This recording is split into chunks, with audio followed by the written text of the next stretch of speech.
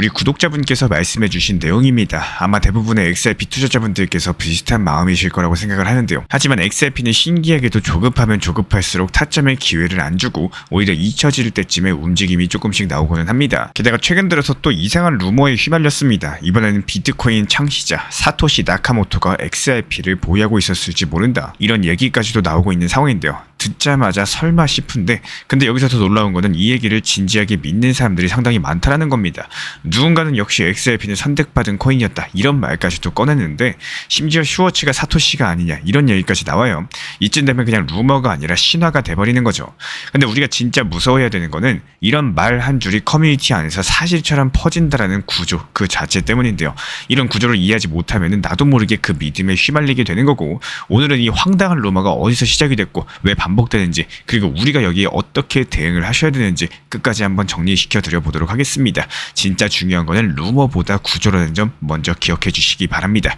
그렇다면 이 말도 안 되는 얘기는 대체 어디서 시작이 된 걸까요? 시작은 2023년 리플과 미국 SEC의 법정 공방 중에 있었습니다. 이 당시에 재판에 증인으로 나섰던 리플의 CTO 데이비드 슈워츠 측에서는 사토시, 그러니까 비트코인 창시자도 아마도 XRP를 상당량 보유했을 수가 있다, 이렇게 관련 언급을 남겼고, 이 한마디가 상당히 오랜 시간이 지난 지금 현재 시점에서 다시 한번 커뮤니티에 떠오르고 있는 상황이에요. 소셜미디어 X의 당시 법정 속기록이 올라오면서 사람들이 이런 발언들을 다시 한번 물고 늘어가기 시작을 한 거죠. 근데 여기서 문제는요, 이걸 단순한 말실수나 맥락의 일부로서 받아들이는 게 아니라, 봐라, 슈워츠가 사토시라는 얘기가 아니냐, 사토시가 선택한 코인은 결국에 XRP였다, 이런 식의 해석들이 리플 커뮤니티 안에서 퍼지기 시작을 했다는 겁니다. 그리고 이런 루머들이 순식간에 짧은 클립 영상으로 잘라지고 사토시는 XRP 보유자다, 이런 이미지로 확대 재생산되면서 사람들 머릿속에 각인이 되기 시작을 했어요. 문제는 이게 말도 안 되는 얘기라는 걸 알면서도 사람들은 듣고 싶을 만만 골라서 믿는다는 겁니다. 특히나 크립토 시장처럼 믿음이 가격을 움직이는 구조에서는 이런 루머 하나가 진짜처럼 퍼지기가 너무나도 쉬워요. 이쯤에서 우리가 한번 생각해 봐야 되는 건요, 왜 이런 해석들이 통하는 구조가 만들어졌느냐, 바로 이 부분인데요. 그렇다면 이제 이 주장이 왜 말이 안 되는지를 차근차근 한번 짚어드려 볼게요. 먼저 시간 순서부터가 안 맞습니다. 비트코인을 만든 사토시는 2011년쯤에 활동을 완벽하게 멈췄고, 그 이후로는 메시지도 없고 지갑도 그대로 멈춰있죠. 근데 XRP는 언제 나왔습니까? 2012년에 처음 발행이 됐습니다. 그러니까 사토시가 XRP를 보유했을 가능성 자체가 물리적으로 없는 겁니다.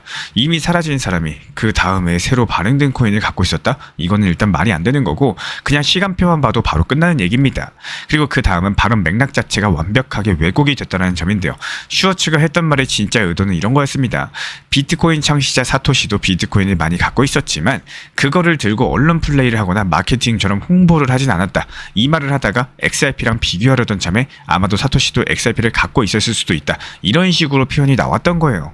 그러니까 이건 어디까지나 비유였고, 그조차도 아마도라는 추측성 단어를 썼다라는 겁니다. 본인도 그게 사실인지 아닌지 전혀 확신이 없었다라는 뜻인 거죠.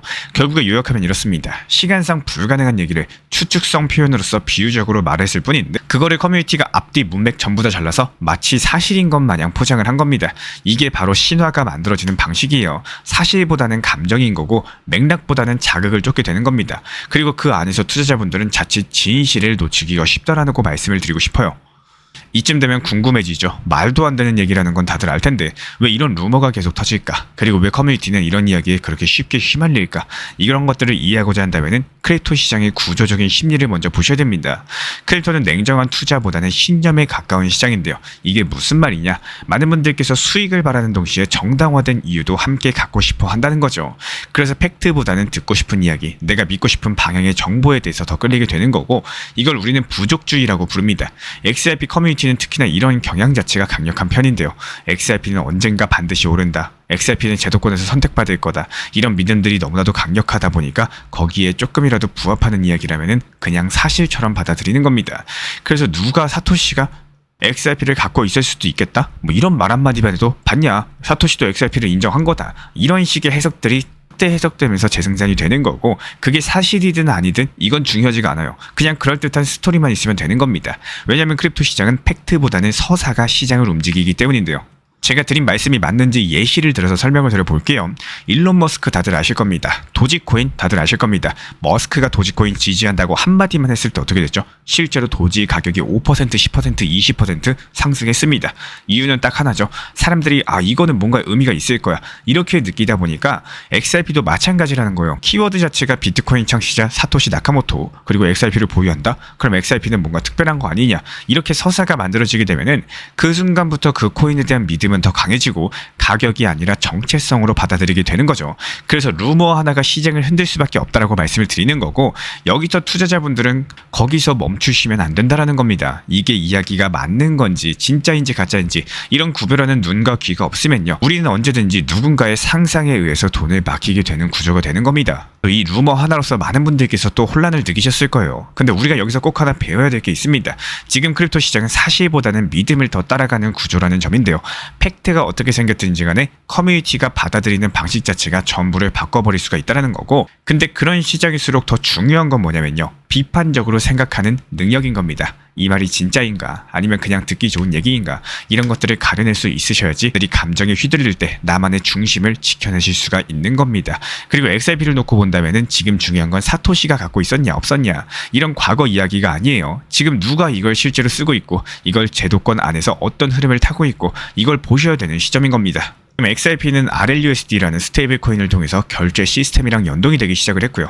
미국에서 은행 라이선스를 준비하고 있다는 말까지도 나오고 있습니다. ETF 승인 흐름도 여전히 진행 중이고 그리고 온체인 수급, 고래 지갑 움직임 이런 숫자들이 조용히 움직이고 있는데요. 이게 우리가 투자 판단을 내릴 때 보셔야 될 기준입니다. 커뮤니티의 신념도 음모론도 아니라 누가 사고 있고 누가 쓰고 있고 어디에 들어가고 있는지 이런 구조를 읽는 사람들이 결국에 이 시장에서 살아남는 거고 말은 말인 거고 돈은 숫자에서 움직이는 겁니다. 항상 우리 코인 신사 채널에서는 이런 구조적인 것들에 대해서 말씀을 드리지 절대로 루머라든지 말도 안 되는 허황된 이야기 절대로 말씀드리지 않습니다. 그렇기 때문에 우리 신사 채널 구독자분들, XRP 투자자분들이시라면요. 이제는 신화를 줬기보다는 구조를 보셔야 된다는 거고 단기 차트가 아무리 출렁여도 결국에 이 시장에서 살아나는 사람은 지금 이게 어디로 연결되고 있는가 여기를 읽는 사람입니다. 앞으로도 이런 말들, 루머들 계속 나올 수밖에 없을 거예요. 누가 XRP 샀다더라, 어디서 무슨 말이 나왔다더라, 심지어 누가 또 사토시일지도 모른다 뭐 이런 얘기들 충분히 나올 수 있습니다. 근데 여기서 중요한 건요. 이런 말들이 아니라 그 말 뒤에 있는 숫자, 수급, 구조 그리고 방향성입니다. 말은 말인 거고 돈은 숫자에서 움직이기 때문에 우리가 봐야 될 건 뉴스가 아니라 흐름이라는 거 다시 한번 기억해 주시기 바랍니다. 코인 시장이 심상치가 않습니다. 그냥 이벤트가 많은 게 아니라 실제로 가격을 흔들 수 있는 재료들이 쏟아지고 있어요. 이번 주에 하원 세입위원회에서 암호화폐를 위한 세제 개편 청문회가 열리는데요. 제목이 정말 재밌습니다. 미국을 암호화폐 수도로 만들겠다. 뭐 이런 제목인데 이게 왜 중요하냐? 지금 시장이 규제 프레임에 예민해져 있기 때문이에요. XRP ETF 승인 보류 이슈라거나 SEC랑 의회 간의 충돌도 그렇고요. 이런 청문회에서 긍정적인 메시지가 나오면 기관은 기다렸다는 듯이 움직일 수가 있겠죠. 정책은 보통 한 방에 안 바뀝니다. 하지만 시장은 방향만 보여줘도 먼저 움직이기 때문에 이번 주 이 청문회 자체를 가볍게 넘기시면 안 될 것으로 보이고 그렇다면 시장의 전체 분위기는 어떨까요? 알트코인 시즌 지수를 보면은 지금은 숫자 27입니다. 이 지수가 100이 가까울수록 알트코인 강세장인데요.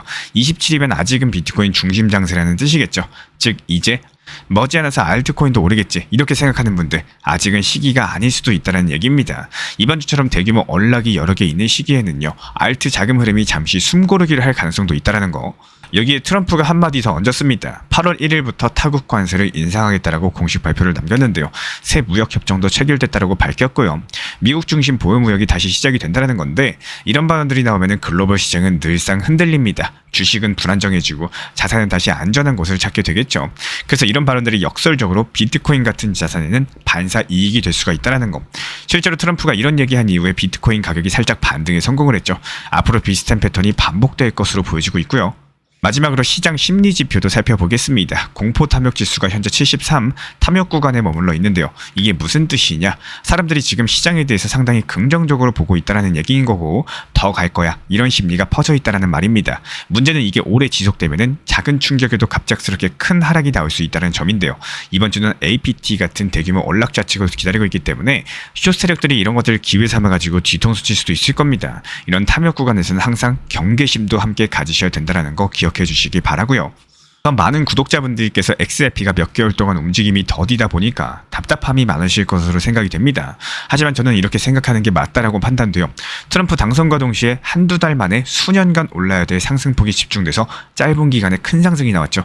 그렇다면 그 숨고르기 시간이 어쩔 수 없이 길어지게 됩니다. 아무리 싫어도 냉정하게 판단해야 되는 게 투자 시장입니다. 700원에서 4,900원까지 한두 달 만에 상승을 했다는 거는 수십 년에 한 번 있을까 말까 한 일입니다. 이 상승했던 기억이 절대 기준선이 돼서는 안 된다라고 말씀을 드리는 거고, 정말로 쉽게 생각하면 그 유명한 삼성전자도 아직 전고점을 회복 못했죠. 수년이 지났는데도 아직도 회복 중이라는 뜻인 거고요. 반면에 XRP는 말도 안 되는 속도로서 상승을 했고, 과거에 2018년 4,900원의 전고점을 회복시켜주면서 모두에게 탈출할 기회를 줬고요. 혹은 수익 실현할 기회까지도 충분히 줬습니다. 각자의 판단으로 누군가는 수익 실현, 또 매도를 했을 거고, 또 누군가는 들고 있고, 오히려 추격 매수를 한 분들도 있을 거라고 생각을 해요. 다시 한번 움직임이 나오기 위해서는 당연히 시간이 소요가 될 거고, 그래서 투자 시장을 대할 때 절대로 무리한 자금, 무리한 매매 습관을 반복해서는 안 된다라고 꼭 말씀을 드리고 싶습니다.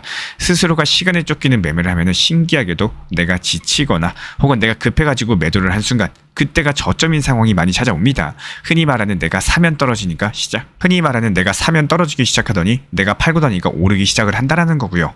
이건 코인 시장이 잘못된 게 아니라 그런 안 좋은 매매 습관이 결국에는 투자 시장에게 잡아먹히게 되는 경우가 생깁니다. 결국에 누군가는 수익을 보면은 누군가는 손실을 보게 되는 게 투자 시장인 거고, 꼭 이런 투자 심리 컨트롤을 확고하게 잡아 나가시면서 원칙 매매 활용하시기를 적극 추천드리겠습니다. 리플 XRP 투자에 있어서 이제는 투트랙 전략이 반드시 필요해지고 있습니다. 무턱대고 몰빵하거나 반대로 또 손 놓고 기다리는 시대는 끝났어요. 첫 번째 트랙은 매달 분할 매수하시면서 시장이 빠지든 말든 일정 비중으로서 리플을 꾸준히 모아 나가시는 겁니다. 이거는 시간과 리스크를 분산할 수 있는 가장 효율적인 전략인 거고, 그리고 두 번째 트랙은 남은 현금 비중으로 알트코인 단타로서 굴려나갑니다. 수익이 나면은 그거를 다시 리플에 재투자하시면 되는 거고, 이게 바로 수익을 만드는 순환 매수 전략이 되실 거예요. 그런데 여기서 중요한 거는 단타 하실 때 조심하셔야 되는 거예요. 단타 매매 중독되면 끝장입니다. 이 매매 중독을 절대 조심하셔야 되는 거고, 예를 들어 가지고 시장이 과열인데도 지금 아니면 기회가 없다, 이런 조급한 생각에 RSI 지표가 이미 고점인데도 불안해서 또 들어가고 결국에 수익은커녕 손실만 쌓이게 되실 겁니다. 그래서 저희 채널 차원에서는 한 가지 원칙이 있습니다. 확률이 높은 날만 진입을 하세요. 그리고 시장 전체가 과매도 구간일 때, 비트코인 기준 RSI가 바닥을 찍을 때, 그때 알트코인 중에서 최근 거래량이 급등한 종목이 과매도의 경우 MACD, 볼린저 밴드, 이동평균선과 일목균형표 참고해서 신중하게 매수 진입 타점 들어갑니다. 그리고 그 외에는 아예 매매를 쉬는 날도 반드시 있어야지 진짜 단타인 거고, 그렇다면 이걸 어떻게 구별할 수 있는지 궁금하실 거예요. 여기서 챗 GPT가 등장을 합니다. 저희는 챗 GPT를 단순한 도구로 쓰지 않습니다. GPT한테 오늘 확률 높은 진입 타이밍이냐 이렇게 물어볼 수 있게 맞춤 프롬프트를 사용을 하는데요. 그리고 그 결과에 저의 실전 매매 노하우 30%를 덧붙여가지고 GPT 시그널을 보완합니다. 어떻게 하는지 궁금하신 분들 GPT 검색력과 활용 전략을 이용해가지고 이 두 가지를 한 방에 알려드리고 있습니다. 현재 보이시는 번호로서 리플 단타라고 문자 남겨주세요. 지금 이 영상 보신 분들에게만 오픈합니다. 그냥 GPT 쓰는 법이 아니라 투자로 연결되는 GPT 사용법 지금 바로 알려드리도록 하겠습니다. 제가 안내해드리고 있는 코인 신사 채널 멤버십 전용방에 대해서 짧게 설명드려 보도록 하겠습니다. 리플, 암호화폐 시장에 대한 중요한 이슈, 그리고 브리핑이나 시장의 흐름에 대한 전문적인 분석 내용 설명과 함께 차트상의 기술적 분석, 온체인 지표와 투자 심리에 대한 내용들을 같이 안내 도움드리고 있고, 가장 중요한 투자 심리를 컨트롤하기 위해서 포트폴리오의 구성에 대한 노하우, 투자 심리 컨트롤에 대한 내용도 같이 안내드리고 있습니다. 코인 신사 스터디 멤버십 가입하신 분들께서는 아래 번호 혹은 신청 링크 통해서 남겨주시면 제가 연락드리고 있고, 안내 설명과 함께 신사 채널 리플 전용 멤버십 방에도 입장 안내 설명드리고 있습니다.